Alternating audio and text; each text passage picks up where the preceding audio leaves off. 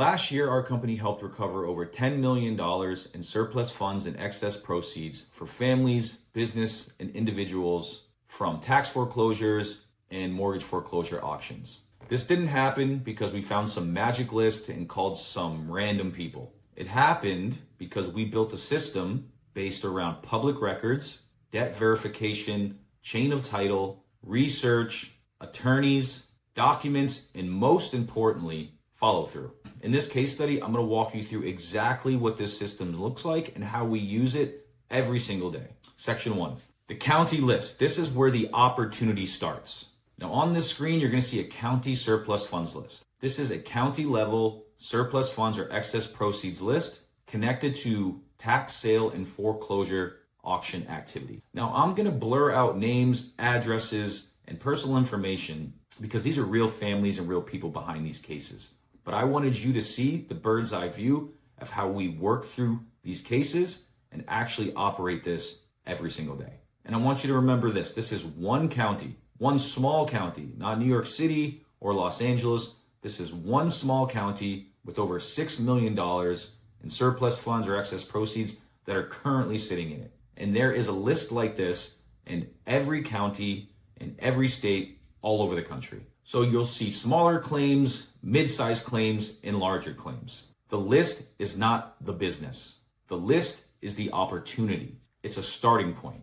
The county list shows the opportunity. It does not prove the recoverability. I'm going to show you next why the list alone is not enough. Let's take one example from this list. We'll take one owner, one case number, one amount, and we'll work through this. A beginner sees this and says, let's call him. That's not what we're going to do.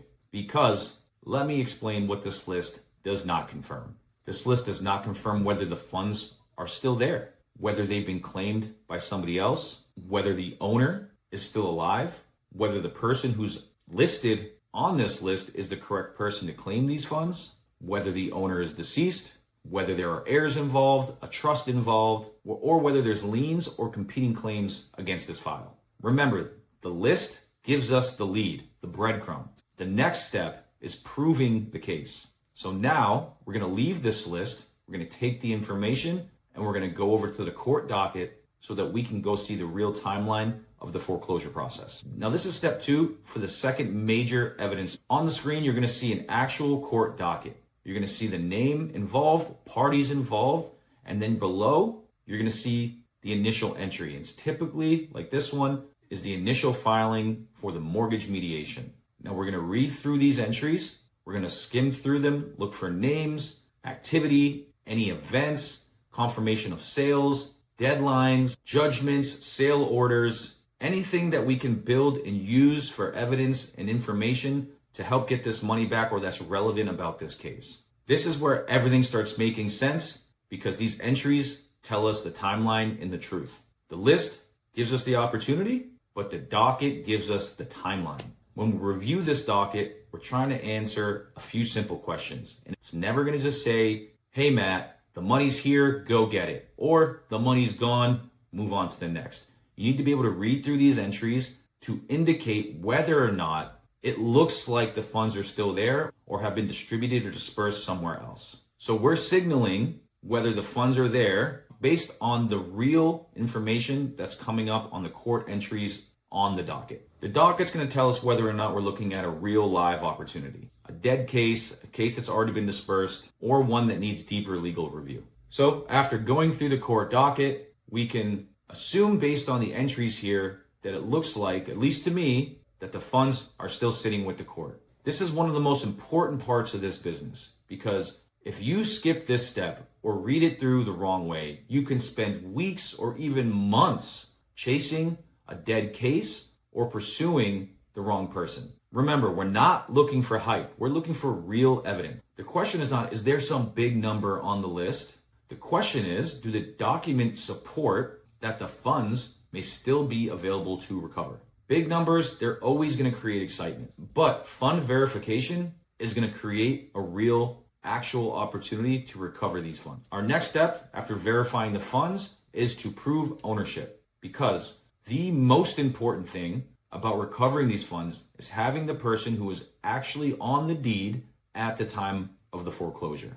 they are the only ones legally allowed to recover these funds, or if they were deceased, their heirs. And just because the name on the list says one thing does not mean that they are the actual person who has the authority to claim these funds. You need to understand the chain of title. So, are there multiple owners? Is there a spouse involved?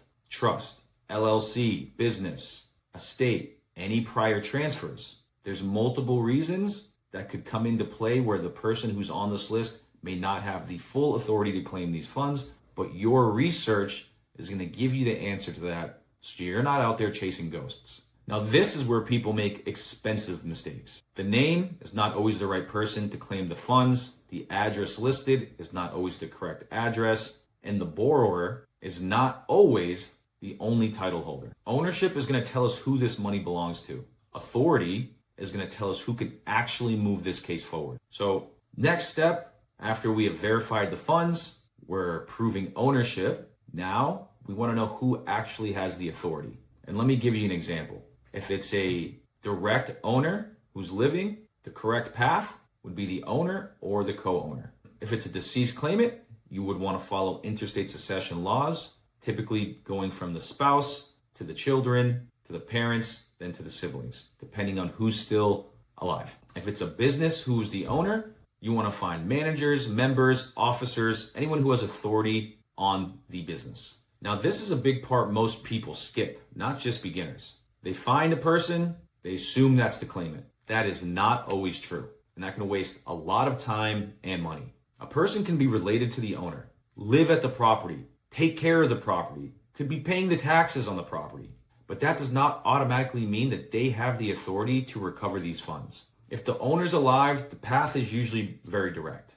If the owner's deceased, this is where things can become a little more complicated, especially when you're involving multiple heirs, estates, documents, death certificate, probate filings, or other state-specific legal things. The goal is not just to find somebody.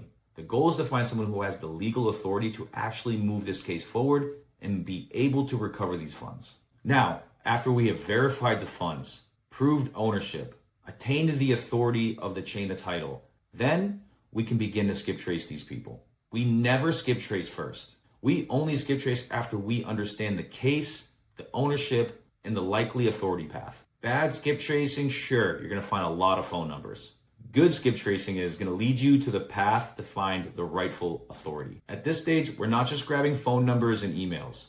We're building a real contact strategy. Now, not all of you guys might have a CRM set up yet. That's okay. There's still a very organized way to build your system and have a qualified list, which is exactly what I'm going to show you to do next. When you're building a qualified working list, we have in the past used a Google Doc, but you can use an Excel sheet or whatever you have available. On this list, you're going to want to have multiple tabs: names, addresses, overage address, city, state, deed and book page, case number, parcel number, tax sale date, unclaimed amount listed, and we even add notes, as you can see, on every single case from the court documentation. A spreadsheet is not an operating system. A qualified list is better than a messy list every single time. A CRM, sure, it's going to help you scale, but a qualified list is going to help you stop guessing. After we have collected the contact information to begin our initial cold outreach, you want to have all this information somewhere in front of you.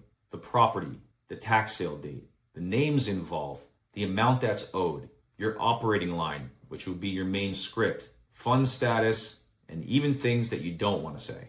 This will all be helpful and become more accustomed to it as you do more phone calls, but it's good to have this in front of you, even as an experienced caller. This is where all of your research and preparation becomes a real call. And remember, before you ever make a phone call, you should know all of these things and even have it in front of you. Here's something that you could say on your initial phone call if somebody were to answer. Hi, John. This is Matt Joffrey. I'm reaching out regarding money that's tied to the estate of the person's name based on the tax sale foreclosure of this property. Has anyone reached out to you to let you know that you may be owed money from this? Let them talk and answer. Great. What my firm does is we help families and individuals just like yourself at no cost or risk recover these funds. We provide expert legal attorneys. We help you from A to Z with the courts, county, and the state to make sure that this money gets back in your family's hands in a safe and timely manner. And then you lead into the next process and you explain the next steps. But that's something that you can say to get your point across under 10 seconds and just begin this very fluid. Remember, we do not call lists. We call qualified cases. So when I say we've helped recover over $10 million in surplus funds for families last year, this workflow is behind every single case. It's not just magic lists. It's not just cold calls. It's not just contracts. It's finding the opportunity, verifying funds, proving ownership, determining authority, working with partnered attorneys, skip tracing the correct people, informing and educating the people we're cold outreaching, and following through until we get this money back into the hands where it rightfully belongs. That's the difference between chasing names and building a real asset recovery business. The list, that starts the process. The docket tells the truth. Ownership points us in the right direction. Authority moves the case forward. Outreach starts the relationship, and follow through is going to create the real recovery.